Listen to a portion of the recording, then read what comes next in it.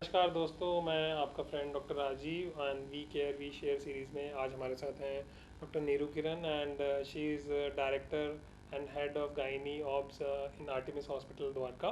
She is also a chairperson of Dwarka gynae club and she has an own practice in Dwarka. तो ma'am, जैसे आप gynae हैं and obs हैं, specifically child birth जो है family के लिए एक बहुत बड़ा और लोग बहुत खुश होते हैं, जबकि बुक्स ये भी कहती हैं कि it is as stressful as an M I. But क्योंकि पॉजिटिविटी इतनी ज़्यादा होती है बच्चे के आसपास कि घर वाले बहुत खुश होते हैं, लड़का हुआ है, बेटी हुई है या बेटा हुआ है. आजकल तो फैमिलीज़ भी छोटी हैं तो इतना ज़्यादा मैटर नहीं करता कि बॉय है या गर्ल है. बट जैसे टाइम के साथ न्यूक्लियर सेटअप्स और ये सब हो रहे हैं, जॉइंट फैमिलीज ब्रेकअप हो रही हैं, तो मैम क्या इमोशनल या मेंटल इश्यूज आप देखती हैं अपनी प्रैक्टिस में? हाँ डॉक्टर राजीव, एक्चुअली पहले जब लेडीज़ प्रेग्नेंट होती थी तो उनके पास बहुत होता था केयर करने के लिए. पूरी फैमिली है, मदर इन लॉ है, पेरेंट्स हैं, सब उनकी केयर करते थे और वो एकदम टेंशन में नहीं रहती थी. ऊपर से बच्चे भी ज़्यादा होते थे तो एक बच्चा होने के बाद टेंशन थोड़ा कम होता था. पर आजकल जो हम लोग फेस कर रहे हैं, बच्चे एक या दो होते हैं और मैक्सिमम न्यूक्लियर फैमिलीज़ होती हैं. हम्म. तो पेरेंट्स इतने टेंशन में होते हैं. प्रेगनेंसी है वो एक जॉय अलग, लेकिन दूसरी तरफ उनका tension most of the time mothers working हैं तो प्रॉब्लम हो जाती है. ऊपर से उन्हें लगता है कि हमें कोई नॉलेज नहीं है, हमें कुछ पता नहीं है, थोड़ा बहुत नेट से पढ़ के आते हैं तो वो और गलत हो जाता है उनके लिए. और वो पूरा टाइम टेंशन में रहते हैं कि हमें कुछ बताओ कैसे करना है, कैसे मैनेज करना है प्रेगनेंसी. वो सब ठीक है, लेकिन डिलीवरी होने के बाद कई बार हमारे लिए चैलेंजिंग सिचुएशन खड़ी हो जाती है हम्म. सामने कि अब हम कैसे डील करें इन पेरेंट्स के साथ. सब कुछ ठीक था, प्रेगनेंसी में mother was absolutely fine, delivery हुई और सडनली कई बार हम लोग फेस करते हैं कि उसके बिहेवियर में चेंज आ रहा है. वो कभी कभी ओवर प्रोटेक्टिव हो जाती है बच्चे की तरफ, कभी वो अपने ही बच्चे से खुद डरने लगती है, कभी एनवायरनमेंट से डरती है. और उस समय हम लोगों को टेंशन होता है कि माँ को संभालना है, बच्चे को संभालना है, साथ साथ में मेंटल इलनेस भी है तो साइकेट्रिस्ट की ज़्यादा ज़रूरत है. पीडियाट्रिशियन के साथ साथ हमें लगता है अब साइकेट्रिस्ट की ज़रूरत हमें है. तो मैम, कोई तो केस आप बताना चाहेंगी जिसमें जो आपके लिए थोड़ा मतलब रहा हो, जो आपकी मेमोरीज को आज भी आप फ्रेश कर सकती हैं एंड यू कैन रिमेम्बर? हाँ, आई रिमेंबर वन केस. एक बार एक lady I, it was her first pregnancy, hmm. Normal delivery, male baby, she was very happy. उसको भेजा, जब उसको हमने रिव्यू के लिए बुलाया, पेशेंट आई मेरे पास अप्रॉक्सीमेट 4 वीक्स के बाद. Hmm. And there was a sudden change. Instead of being happy, वो खुश कहीं से नज़र नहीं आ रही थी. पूरे ड्रेसअप ठीक से नहीं होके आई थी, हम्म. हमेशा हंसते हुए आती थी. और इतनी टेंशन में, जैसे उसे किसी से डर लग रहा है, वो अपने आप से भागने की कोशिश कर रही है. हस्बैंड को भी ठीक से फेस नहीं कर रही है और मेरे साथ जो उसका अपनापन, कोई और डरी हुई बैठी है. तो जो इमोशनल कनेक्ट जो एक डॉक्टर के साथ रहता है, जो सारे टाइम रहा भी, हम्म. वो दैट वाज तो मिसिंग. मुझे लग रहा था कि वो घर जाके उसको क्या हुआ, 4 हफ्ते में इतना कैसे चेंज आ गया. तो ओके. दैट वाज लिटिल, मुझे टेंशन हो रहा था कि अब मुझे साइकेट्रिस्ट से कंसल्ट करना पड़ेगा. चलो मैम, इसके बारे में हम कुछ डिस्कशन करते हैं. हाँ. मैं एज ए साइकेट्रिस्ट बेसिकली तीन तरह से बांटा जाता है. पोस्टमार्टम, जैसे कि आप मेरे से बेटर जानती होंगी. हम्म. पोस्टमार्टम का मतलब होता है व्यूअर्स के लिए कि 6 हफ्ते का टाइम. बट साइकेट्री में even 1 year is considered as a postpartum. Postpartum मतलब post delivery. Yes ma'am, if I am correct. बिल्कुल. बिल्कुल. हम्म. Post delivery. तो मेनली इसमें तीन तरह की प्रॉब्लम्स आती हैं. पहली प्रॉब्लम को बोलते हैं पोस्टमार्टम ब्लूज. जैसे हम इवनिंग ब्लूज भी बोलते हैं कि जैसे सर्दियों में बेबी मन. ब्लूज भी बोलते बेबी हैं ब्लूज शायद. बोलते हैं हाँ. हम, यस मैम. कि थोड़ा मन परेशान हो गया तो हम ब्लूज बोल हम्म. देते हैं. उसके बाद दूसरी प्रॉब्लम आती है जिसको बोलते हैं पोस्टमार्टम डिप्रेशन, जिसमें एक्चुअली डिप्रेशन के सिम्टम्स हम्म. आते हैं. और जो कि आपने स्ट्राइकिंग केस हाँ. डिस्कस, हाँ बोलिए. हाँ, जैसे वो पेशेंट आई थी कि उसको बहुत डिप्रेशन में वो चली गई. सब ठीक है, सब कुछ नॉर्मल है, बेबी हेल्दी है और फिर भी वो डिप्रेस्ड, खुश नहीं नज़र आ रही थी. Yes ma'am. और तीसरी जो खतरनाक चीज़ आती है जिसमें मुझे डाउट हो रहा है, शायद डिप्रेशन के साथ साथ उनको साइकोटिक सिम्टम्स भी थे, तो हाँ. जिसको बोलते हैं पोस्टमार्टम साइकोसिस. या साइकोसिस को सिंपल सरल भाषा में कहा जाएगा कि मानसिक संतुलन बिगड़ गया, या कहना नहीं चाहिए बट कॉमन लैंग्वेज इसको बोलते हैं कि पागलपन के लक्षण. तो पोस्टमार्टम ब्लूज में तो साइकेट्रिस्ट की कभी ज़रूरत पड़ती ही नहीं है. हम्म. आजकल जैसे कि मैम भी बता रही थी कि न्यूक्लियर जॉइंट फैमिली से न्यूक्लियर फैमिलीज़ हो गई हैं. वो सोशल सपोर्ट ख़त्म हो गई है. पहले तो 5वें महीने में ही लड़कियां अपनी मम्मी के घर चली जाती थी. अब तो बिल्कुल. वो आखिरी 9वें महीने में भी जॉब करती हैं, अगर गवर्नमेंट जॉब में हैं. जॉब करती हैं, उनको छुट्टी नहीं मिलती, रेस्ट पूरा नहीं मिलता, स्पेशली जो पुलिस जॉब में है उनको तो बिल्कुल ही मेंटल टेंशन बहुत ज़्यादा है, ऑफिस में थोड़ी देर रेस्ट करने के लिए भी नहीं मिलता, तो बहुत स्ट्रेसफुल लाइफ होती है उनकी।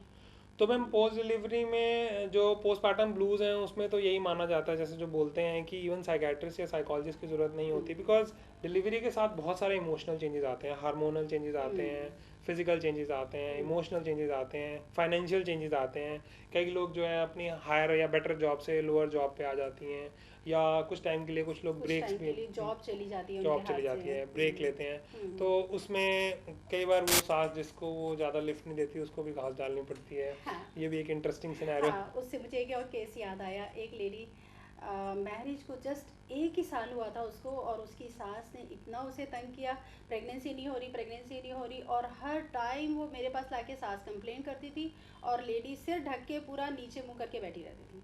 अंदर जब चेकअप के लिए ले जाओ, मैडम बहुत डर लग रहा है, किसी तरह से कुछ कर दो, बस प्रेगनेंसी हो जानी चाहिए। अब प्रेगनेंसी होने के बाद भी वो लेडी ऊपर नहीं उठ पाई, वो फिर भी डरी रहती थी कि कहीं गड़बड़ तो नहीं होगी, कुछ होगा तो नहीं, डिलीवरी ठीक होगी कि नहीं। शायद ये भी एक कारण हो। वो यस आप मैम, ज़्यादा अच्छा बिल्कुल बता बिल्कुल पाएंगे कि बिल्कुल। पोस्टमार्टम साइकोसिस, हाँ, अगर प्रेगनेंसी स्ट्रेसफुल रही है तो वो एक रीज़न है क्या? मैम पोस्टमार्टम साइकोसिस तो एक गंभीर समस्या होगी जो कुछ ही पेशेंट्स को होगा, बट हम्म, ब्लूज़ की कैटेगरी ब्लूज में इसको की हम डाल कैटेगरी में सकते हैं। डाल सकते हैं इसे। ब्लूज़ में असल में मेन रोल जो है वो फैमिली और गायनाकोलॉजिस्ट या हम्म, ऑब्स्टिशियन का ही है, साइकेट्रिस्ट का तो कोई रोल ही नहीं हाँ, है। बेसिकली मेंटल सपोर्ट उसमें मेंटल ज़रूरी है। सपोर्ट, जिसको रीअश्योरेंस बोलेंगे हाँ, इंग्लिश की बिल्कुल भाषा में, या बिल्कुल। दिलासा देना हम्म, हिंदी की भाषा में, हम्म, कि अगर हस्बैंड बोलेगा कि मैं भी नैपी चेंज कर दूंगा बच्चे की। हाँ, कि थोड़ा यस, उसको हेल्प मिल जाए। Yes ma'am, yes ma'am. Hmm, तो पोस्टमार्टम ब्लूज़ जो है वो तो बहुत सिंपल सी और अंडरस्टैंडेबल प्रॉब्लम है। जब भी ज़िंदगी में स्ट्रेस आता है तो थोड़े बहुत तो हम परेशान हो ही जाते हैं। उसमें अगर फैमिली सपोर्टिव है, इवन लड़की की फैमिली सपोर्टिव है, क्योंकि ज़्यादातर माँ के बाद नानी या दादी की तरफ ही देखा हम्म, जाता है। हम्म, मेल्स तो उतनी हेल्प नहीं कर पाते, बट हस्बैंड का काफ़ी रोल बढ़ गया है। हाँ, इवन आजकल तो पैटर्निटी लीव्स भी मिलती हैं 2-2 हफ्ते की, हाँ, और बाकायदा लोग अपना फादरहुड इंजॉय करना चाहते हैं। तो अगर वो सपोर्ट करते हैं तो साइकेट्रिस्ट को तो भेजने की कभी हाँ, ज़रूरत पड़ती ही नहीं है। बट जो दूसरे 2 डिसऑर्डर्स हैं, जैसे मैम ने पहले एक केस हमें बताया जिसमें 4 हफ्ते में ही वो लेडी बदल गई थी, उसमें दोनों पॉसिबिलिटीज़ हो सकती हैं। एज ए साइकेट्रिस्ट मैं बताना चाहूँगा, पहली पॉसिबिलिटी होती है पोस्टमार्टम डिप्रेशन। कई बार क्या होता है, कई जो जिनमें फैमिली हिस्ट्री है डिप्रेशन की, जैसे उसके फादर में, मदर में, भाई में या बहन में, या वो पेशेंट खुद भी डिप्रेशन की रह चुकी है, या जैसे डायबिटीज़ भी होता है हाँ, मैम, आपने देखा होगा कि कुछ लोगों को डायबिटीज़ प्रेगनेंसी में ही होता है, हाँ, उसके बाद वो ख़त्म हो जाता है, फिर 10 साल के बाद दोबारा डायबिटीज़ होता है। हम्म, उसी तरह कई लोग जो प्रोन होते हैं डिप्रेशन के, फीमेल्स, उनको पोस्ट डिलीवरी जो है डिप्रेशन हो जाता है। अब डिप्रेशन हो जाएगा तो मन उदास रहेगा, किसी चीज़ में मन नहीं लगता ठीक से, वो जैसे आपने हम्म, बताया कि पहनावा भी उसका ठीक से नहीं था, हाँ, वो इमोशनल बेबी का कनेक्ट, केयर नहीं कर रही, बेबी को गोदी में नहीं ले रही है वो। उसको दूध पिलाना, हम्म, समय पे सोना, अपने काम करना, ऑफिस हम्म, जाना, उस केस में फिर साइकेट्रिस्ट पिक्चर में आ जाता है।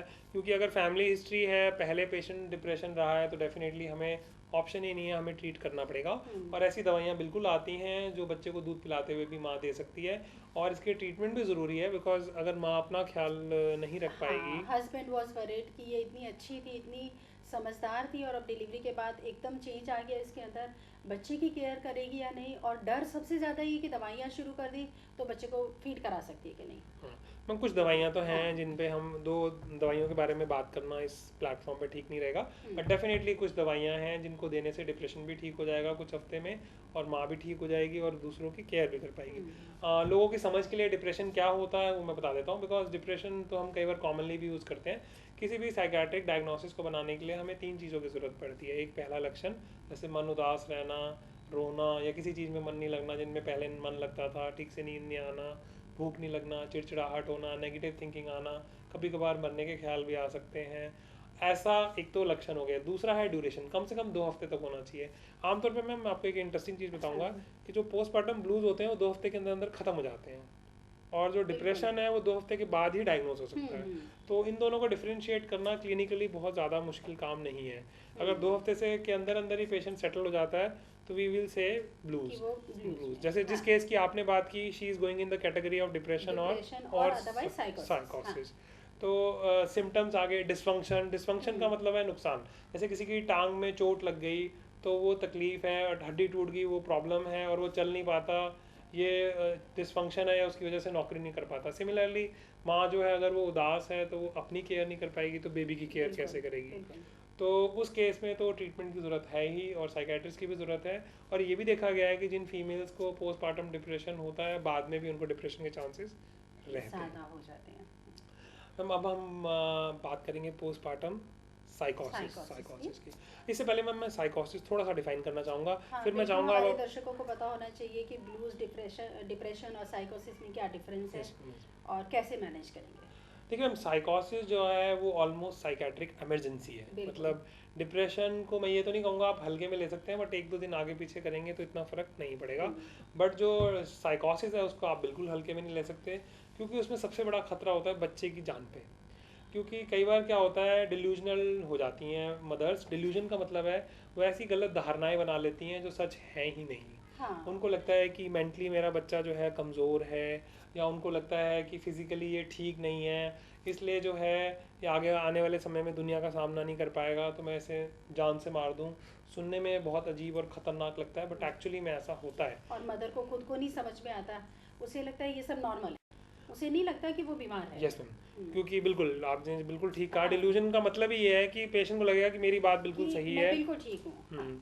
जबकि वो इतनी अजीब और इरेशनल बातें कर रही है। अभी आजकल जैसे महाभारत सीरियल चल रहा है, उसमें भीष्म पितामह की जो माँ थी, उसने 5 या 6 बच्चों हाँ, को मार दिया था। हो सकता है उनको भी पोस्टमार्टम साइकोसिस रहा हो, क्योंकि पोस्टमार्टम साइकोसिस का रिकरेंस रेट बहुत ज़्यादा है। वैसे तो ये 1000 में से सिर्फ 1 से 3 प्रेगनेंसीज में होता है, बट जिस फीमेल को पोस्टमार्टम साइकोसिस होता है उसमें दोबारा होने के चांसेस 50 to 90% 50 है। to 90% है। बेशक परसेंटेज बहुत कम है, लेकिन जिसको हो गया उसके लिए उसको रिस्क तो बहुत ज़्यादा उसके है। लिए और उसकी उसके बच्चे के लिए और उसकी पूरी फैमिली के लिए। फैमिली, और अगली कोई बार भी हाँ। मतलब ये भी बहुत इंपॉर्टेंट है कि वो अपनी गायनोकोलॉजिस्ट से शेयर करें कि ये प्रॉब्लम हुई है, और वो अपने साइकेट्रिस्ट से भी टच में रहें अगर अगली प्रेगनेंसी वो प्लान करते हैं हाँ। उस हिसाब से। मुझे लगता है प्रेगनेंसी के टाइम पे ही काउंसलिंग बहुत ज़रूरी है। बिल्कुल बिल्कुल पेशेंट्स को। बिल्कुल बिल्कुल मैम। तो मैम पोस्टमार्टम साइकोसिस में ट्रीटमेंट 3 चीज़ें इंपॉर्टेंट हैं। सबसे पहले तो बच्चे की रक्षा, बिकॉज साइकोसिस को ठीक करने में हमें 3 से 4 हफ्ते का टाइम चाहिए। इस टाइम तक हम बच्चे को तो रिस्क पे बिल्कुल नहीं रख सकते। तो जबकि शायद ही कोई ऐसी बीमारी है जिसमें माँ को बच्चे से अलग किया जाए। इवन एड्स और ट्यूबरकुलोसिस तक में ये अवॉइड किया जाता है। बस पोस्टमार्टम साइकोसिस एक बीमारी है जिसमें माँ से बच्चे को बिल्कुल अलग करना बहुत ज़रूरी है, क्योंकि पहले दिन से ही बच्चा तो नॉर्मल है, उसकी जान की सुरक्षा करना बहुत ज़रूरी है। दूसरा, माँ का इलाज करना बहुत ज़रूरी है, क्योंकि मैंने भी 1-2 बार केसेस देखे हैं आईसीयू में जहाँ माँ डिलीवरी के बाद मदर्स भाग रही हैं, अजीब सा बिहेव कर रही हैं। आपने भी कुछ केसेस? बिल्कुल, वो रहती ही नहीं, बेड के ऊपर तो मदर मिलती ही नहीं है। कभी टेरिस पे मिलती है घूमती हुई, कभी वार्ड से बाहर भाग रही होती है, तो संभालना बहुत ज़रूरी होता है। और बच्चे की केयर नहीं करती, अपनी केयर नहीं करती, खाती पीती नहीं है, अपने घर वालों पे ही शक करती हैं। तो साइकोसिस में एक तो डिल्यूजन्स हो जाती हैं, शक हो जाता है बहुत ज़्यादा, अजीब सी हेलुसिनेशंस होती हैं, आवाज़ें आती हैं कानों में जिनका कोई मतलब नहीं होता, जिसके हिसाब से पेशेंट जो है वो उन पे एक्ट भी कर सकता है और बच्चे को नुकसान पहुंचा सकता है। और साइकोसिस एक ट्रीटेबल बीमारी है, अगर 3-4 हफ्ते तक उसकी मेडिसिन देते हैं पेशेंट बिल्कुल ठीक हो जाती है। और ये भी इम्पॉर्टेंट है, जैसे डिप्रेशन बार बार हो सकता है, अक्सर ये देखा गया है जिनको पोस्टमार्टम साइकोसिस होता है उनको बाद में बाइपोलर डिसऑर्डर हो जाता है। बाइपोलर मतलब कभी वो तेजी में चले जाते हैं कुछ महीनों के लिए, कभी उदासी में, एकदम उदास, और बीच में ठीक भी हो जाती हैं।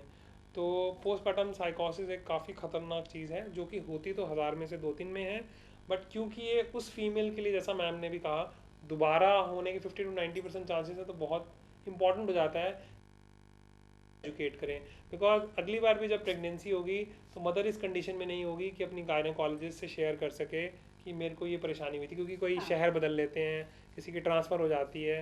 तो एज ए डॉक्टर हम लोग एजुकेट करना चाहते हैं कि वो अपने अगले डॉक्टर के साथ भी ये शेयर करें कि इस तरह की प्रॉब्लम। नेक्स्ट प्रेगनेंसी में वो कहीं और चली गई, ट्रांसफ़र हो गया, या उसने अपनी गायनेकोलॉजिस्ट बदल ली, तो इसलिए बहुत ज़रूरी है कि वो अपनी डॉक्टर को बताएं कि मेरे साथ पिछली डिलीवरी में ये हुआ था। अदरवाइज नेक्स्ट डिलीवरी होते ही again she will go into साइकोसिस। तो इसलिए बेटर है कि वो पहले से ही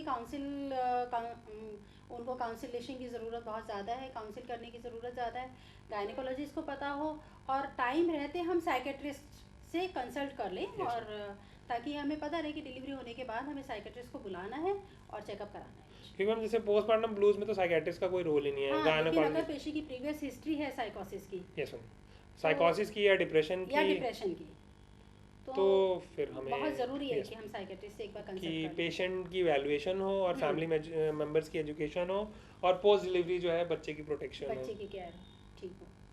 thank you ma'am, thanks. Thank you very much.